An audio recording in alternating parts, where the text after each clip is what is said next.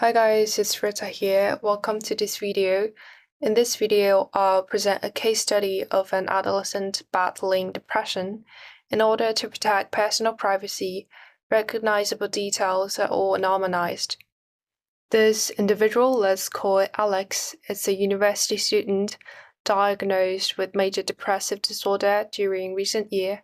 The onset began with prolonged emotional pain due to multiple reasons. Over time, the pain became unbearable. One night, Alex experienced severe uncontrollable crying and sought professional help, which led to a diagnosis of MDD. This is the outline of our video, and we will start from the symptoms presentations. So, Alex's symptoms can be divided into 4 areas. As for mood, persistent and extremely sadness and a lack of interest in things that used to bring joy. Also, the anxiety mixing with feelings of helplessness. For physical dysfunction, Alex has severe insomnia, binge eating at night, and some externalizing symptoms such as intense pain and itchy.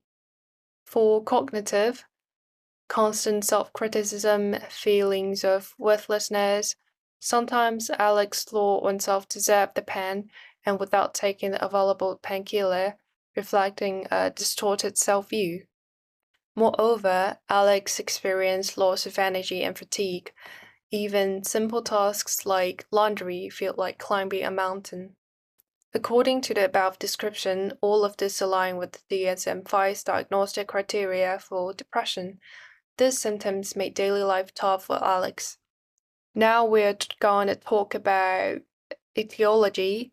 To understand depression, we can look at the stress diathesis model, which explains how a combination of vulnerability and stress lead to mental health issues. Alex had a possible genetic risk due to suspected family history of depressive symptoms. A negative mindset can also contribute to the vulnerability. As for the triggering factors like stress, academic pressure, especially from studying a major Alex hated, conflicting with roommates, which lead to feelings of isolation and the family's tensions and misunderstandings. This interplay of vulnerability and stress made Alex more likely to develop depression, and the cognitive distribution of learned helplessness and Alex's negative perception of towards itself, the world, and future can explain. Luckily, Alex used mainly 3 types of coping strategies. The first one is the professional's medication helped Alex stabilize the moods, while reading and talking to friends offered Alex a temporary escape from stress, released emotions, and felt less isolated, as supported by the empirical evidence that reading can play a role in mediating experience and offer a model for human thinking and feeling. Meanwhile, self-help became a key part of recovery, as Alex believed self-help is ultimately the key. Going through Alex's psychopathology, I found some extra perspectives worth mentioning and reflecting on. Despite the intervention we've learned from the lecture and already implemented strategies adopted by Alex, the reality barrier appears to be more profound than I previously reckoned.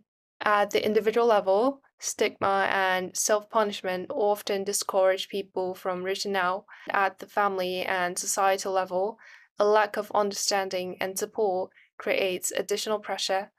All of the factors entangle together, increasing the risks and difficulty in early intervention and treatment of psychological disorders. In Alex's case, cultural factors such as a deficit in Confucian's ideas of interpersonal harmony, in which Alex is having a quite intense relationship with families and roommates. Additionally, the on-campus counseling service is described as lack of expertise. Privacy concerns are especially taken into account. In conclusion, Alex's stories reminds us that depression is not a sign of weakness. It's a real and serious condition that requires understanding and support. I truly hope Alex and everyone suffering from psychological disorders will overcome this difficult. Thank you.